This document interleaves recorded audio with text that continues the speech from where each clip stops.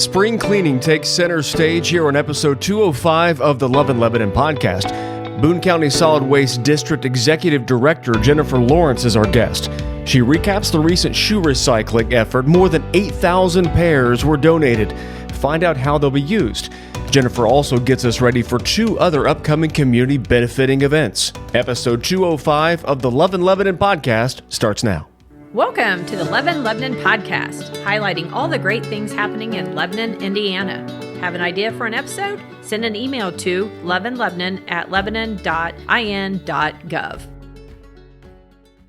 Hey everybody, and welcome to episode 205 of the Love in Lebanon podcast. Joe LePage, the City of Lebanon Communications Community Development Director here.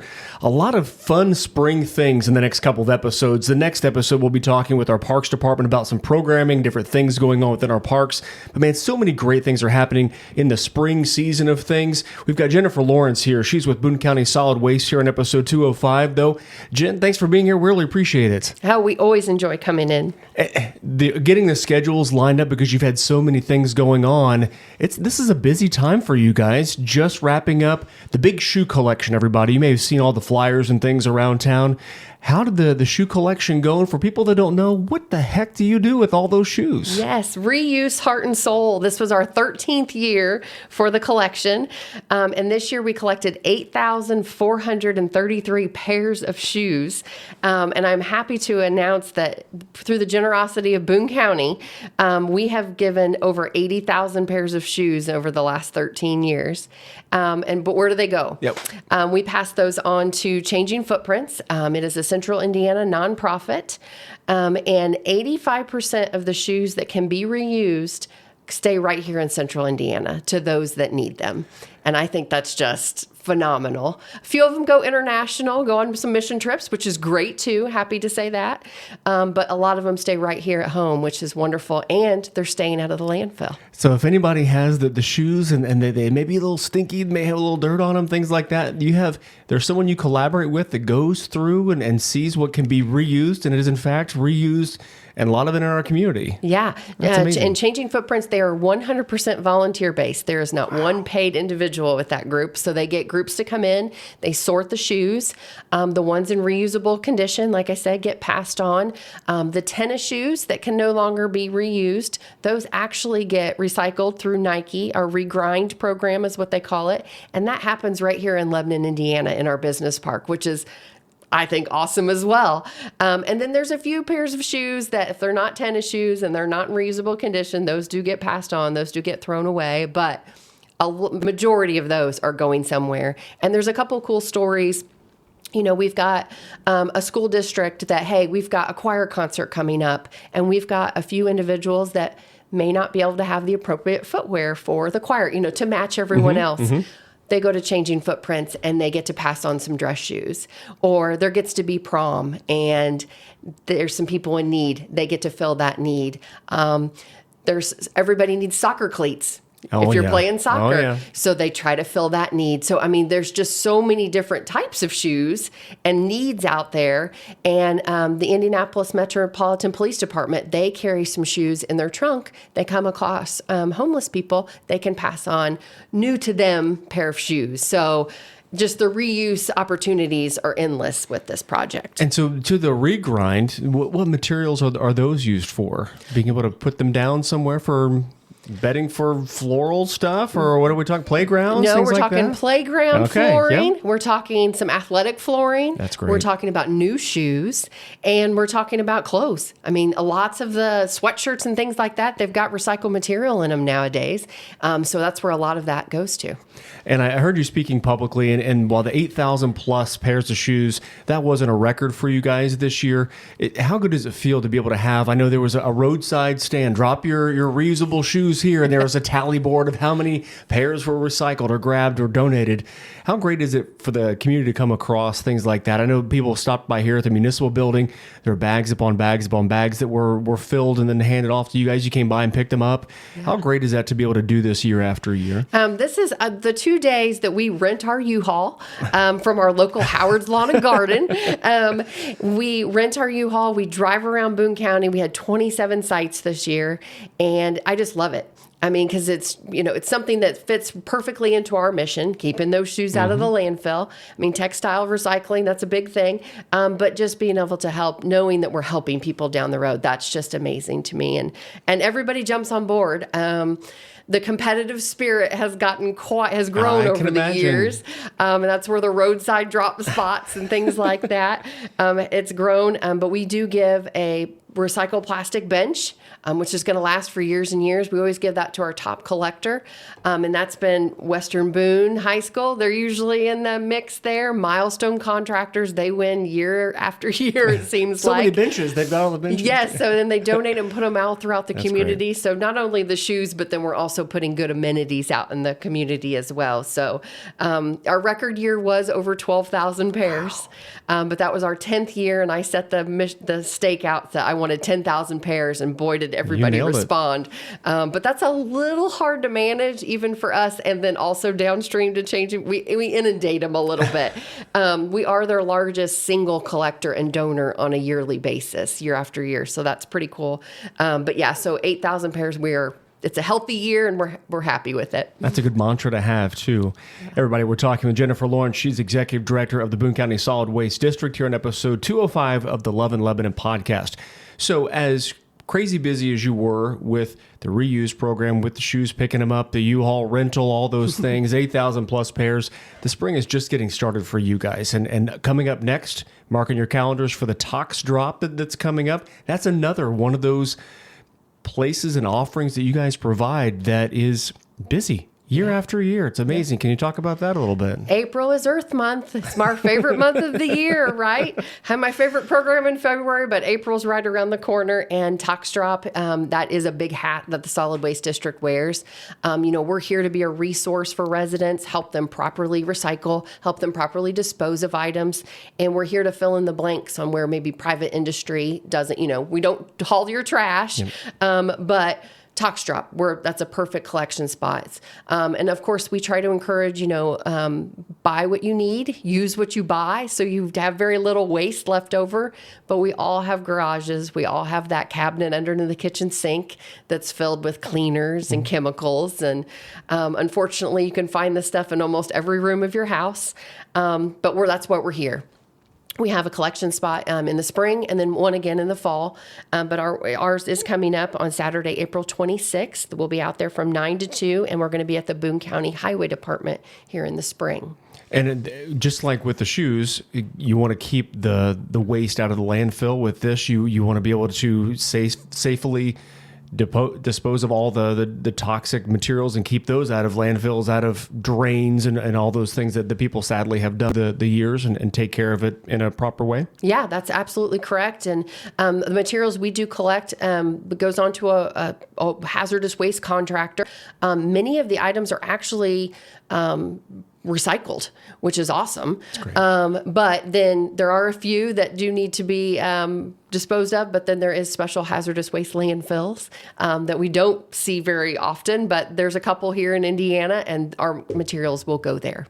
And the cost to do these things is pretty affordable to be able to get rid of their toxic waste and being able to have that taken care of, if correct? you're a Boone County resident, you come through that event, it's going to be free of charge. There we go. The only thing we do charge for are televisions. Okay. And that's just because of the cost of dismantling and things like that. So we do charge $20 per television that comes in, because not only is it toxic and hazardous waste that day, we also do collect electronics, and we also collect, in the spring, we collect tires. Okay. And one thing, we do have limits on our tires, but this year we were able to raise our limits because of a grant we received from the Indiana Department of Environmental Management.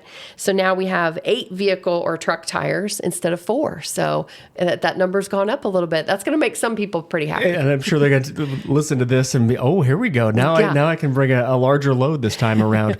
And we've gotten calls, and a couple of years ago, the mayor's intern, JoJo, was able to set aside a kind of electronics drop at the high school, and was able to do that. And so we've had some calls like, when are you guys going to do that again? You guys take electronics, like you just mentioned, at this Tox Drop event, being able to get rid of those things and being able to get them out of the garage, or like you talked about, under the sink, or randomly get rid of them, get them recycled, get them out of your house. Yeah. And some good examples, just so you're kind of thinking the right way. pool chemicals, vehicle fluids, about anything that can go in there, fire extinguishers, those do expire, lawn chemicals, aerosols, oil-based paints and stains. Now, I don't take latex paint. That's a water-based product, so it's not hazardous, and that's what everybody loves to bring me. But no latex paint, please. We also take, light bulbs, and a couple of new items that have really started becoming an issue waste, vapes or something that we will actually accept now. Lithium ion batteries. Those have been around for a long time. Those aren't new, but they're becoming in more and more products that we have in our households. And we're going to accept any lithium ion battery containing devices. So that's just a short list, but that kind of gets people thinking. And electronics, that doesn't mean anything with a cord.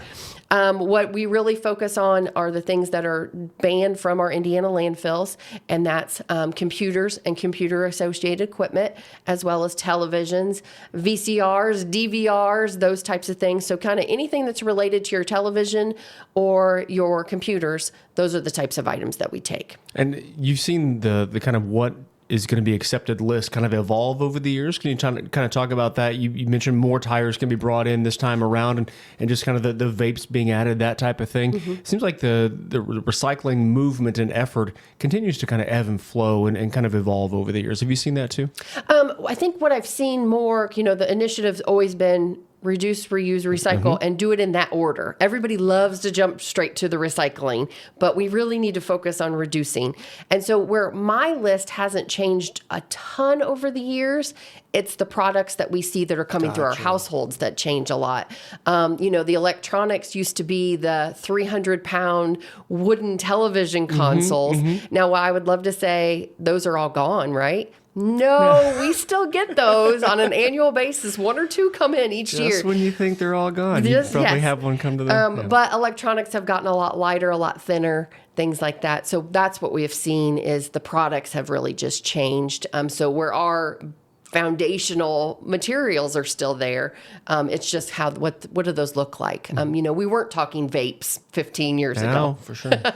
And now we are. Yeah, and the phrase that you used again, use what you buy. What was it before when we started? Buy what you use and use what you buy. Love it. Absolutely love it. And that's catchy too, and it's so true. And you mentioned it perfectly. People think recycle first. That's the most important thing, but the reduce is just right up there and reuse it. There's plenty of things to, fix things and refurbish things and reuse them and pass them on to others, just like the shoes. So yeah, that reuse is a big key component. And then we'll talk about recycling. There we go. And so we've got the used shoes that you reused earlier in the year. We've got all of your toxic stuff and your electronics. You're getting rid of that stuff. And if the spring wasn't done there, you guys have another event coming up, the Spring Litter Cleanup. And that is one of those events that, so if you're taking the shoes off your feet that you're not using anymore, the things around your house, and then this is where you can help out your community, that sort of thing. That's coming up right around the corner also. Yes, it's something we're already in the plan. We have plans in the works. We're not doing our spring litter cleanup a little later this year because Easter kind of snuck in on April for us. So we're going to be doing our big spring litter cleanup May 1st through the 3rd. But we have registrations due April 7th. So that's why I want to talk about it today, get it on people's calendars. And what is it? Create a team that can be as small as, 1 or 2 people. That can be 50 people if you want. This is such a flexible, great event, and I think that's what works for us. So once you create that team, you register it through our website, but then you clean up any time over the 3-day period. If I have a half an hour there or I have 2 hours available there, it's whatever works for you. So, I was a busy mom at one time. I know how valuable everyone's time is. So that's what the awesome thing is. We'd pick a 3-day period, a Thursday, Friday, Saturday, and you just clean up litter. I say you have an assigned spot. It's very much people pick what spots they want, but sometimes they're like, what areas are of need. And so we kind of send them out and to make sure we don't overlap too much. We've got plenty of areas to spread out, but it's a great And it's a feel good. You feel good after you've cleaned up some litter, even if it is for a half an hour. Last year we had about 440 volunteers out over those 3-day period. And I'm a big numbers person, as you can hear. And I would love to break that number. So we're shooting for 450, maybe 500. Okay. And this is another one of those that I can remember when we moved to town. It was one day. It was in the morning, and you didn't sacrifice. You utilized that day with your team, and you went out and you had your area and you did that. And this is just like Burger King. This is like you have it your way. You can, whatever during those 3 days like you were talking about, that's going to make it so much more versatile to folks to be able to do it, and limit your no. I can't because actually you can, because it's how much you can do it, and then over that course of time as well. And trust me, if you call and say, I can't do May 1st through the 3rd, but I could do May 15th, don't you worry. You'll allow cleanup on other days? That's allowed? Absolutely. And I'll be happy to put a trash bag in your hand. And we actually have trash grabbers and safety vests that people can loan out throughout the whole year. So if you do, lead a Girl Scout troop, or you're a part of a 4-H club, and you want to do a little bit of community service, you can always contact the Solid Waste District, and we can help that get initiated. So, and you mentioned kind of the transaction, and I've talked about it a couple times within our public meetings and things like that. The joy of volunteering, you're obviously cleaning up things and making it better, that type of thing. But when you look back at the amount of trash that you've picked up, it doesn't seem like a lot as you're doing that activity. But being able to see, wow, we picked up this much, and my community does look better because me and a couple buddies jumped in and we did this little thing. We gave up our lunch break and made life better. 5 people for an hour. It's amazing of what you can get. And is it because our community is that dirty? No, it's just the nature of it. And you can see the impact. You can turn around and look down the street and be like, that does look better. Mm-hmm. And then you think back and it's like, if I didn't do that cleanup, if I didn't do last year's cleanup, if I didn't do the year before, what would it look like then? What would our storm drains look like? The clogging and things like that. So it's one of those, we always thought it was like a 5-year mission, and we're going on, decade plus mission. But it's one of those programs that's ongoing. We're always going to continue to work on it, bring new people into the fold, get our youth is great, but guess what? They grow up and they move away. So let's get the next generation going. So, and that's what we've tried to really do. Because so many of our groups come back year after year because they enjoy doing it. It's fun. And if that Indiana weather would cooperate with us on more days, it'd be even better. Absolutely. And I can remember just beginning to meet you and go through this, and you had just as much passion as you did back then today. What fills your bucket that way? Why are you so excited about the recycling and making the community better? How did this whole thing? What keeps you going here? Yeah, I gotta know. It's one of those. My kids like to tease me that Mom's saving the world one pop bottle at a time, and I really value grassroots efforts. I can see the value when it is a group of 5 people, or I can see the value when it's 450 people.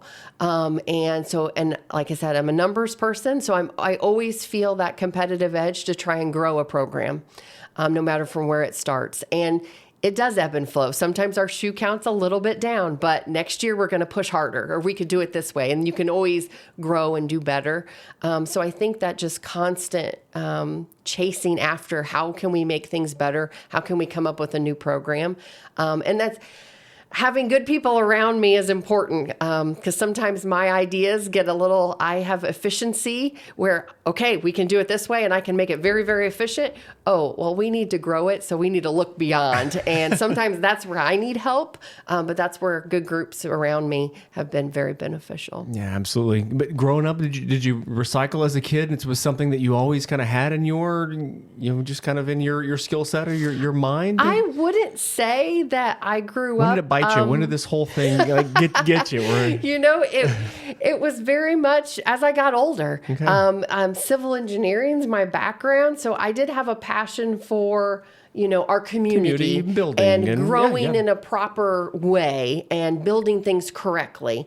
But then on the flip side, as I got into this, it's like, well, now I have to protect that infrastructure. It's the storm drains and and that doesn't excite people. Bridges are I love bridges. But if we have litter all around our bridges, that's not going to be a great sight. So as I've gotten older, I have to appreciate that side of it. And so I feel like I'm protecting our environment and our world and our community from a different perspective. Yeah, and we certainly appreciate you being an advocate that way. I mean, it's great to have a community champions, and thankful that you are one of them. Yeah, Jennifer. no, I appreciate it. I love my job. I've been here a while now, but I'm going to continue to push forward and try to make Boone County a little bit cleaner. Absolutely. And I'm guessing you've seen some of those success stories too of people that have come out to either the spring cleanup or you've bumped into them at the Tox Drop or any other thing that they're out picking up stuff. And this maybe has gotten them or gotten them as excited as you are now. I'm guessing you've had those success stories over the years of people that are kind of coming later to life to recycling and picking up things and making their community better. And that they've seen the joy in that. It makes me excited when I see families working together and I see those kids being taught that from a young age. I may not have grown up exactly like that, but that's okay. But seeing those families and then see them come back year after year and want to participate and grow, that's been exciting. And then I have my buddy, Russ Roberts. I hate to, not mention him. He is 100 years old. Triple digits. Triple digits. If Russ can do it, yeah. And that gentleman is out there cleaning up litter right beside me. And where I'm like, it's a little bit cold today. Russ is like, no, we got to get this done, And it's just, I see that. And that's what pushes me like, hey, nope, he's right. We got to get this done. So there's just seeing those champions around our community. And we have so many. We're lucky right here in Boone County. So it's to follow their lead. We are lucky indeed. Jennifer, thanks so much for being here on the podcast. Really for all you do with our community and beyond. No, thank you, Joe. You do a great job as well. Thanks everybody for listening to the podcast. Okay, so we recapped the shoe reuse, the Tox Drop spring litter coming up. I'll put all the information on the body of the podcast, clickable links so you can get to that, find it out, get more information on Boone County Solid Waste as well. Grant opportunities, a lot of great things on that site that Jennifer and Darla and the rest of the team are all kind of pushing through and being advocates within our community. So push that along to you as part of this podcast body. But thanks for listening to this episode. More episodes coming your way. Take care.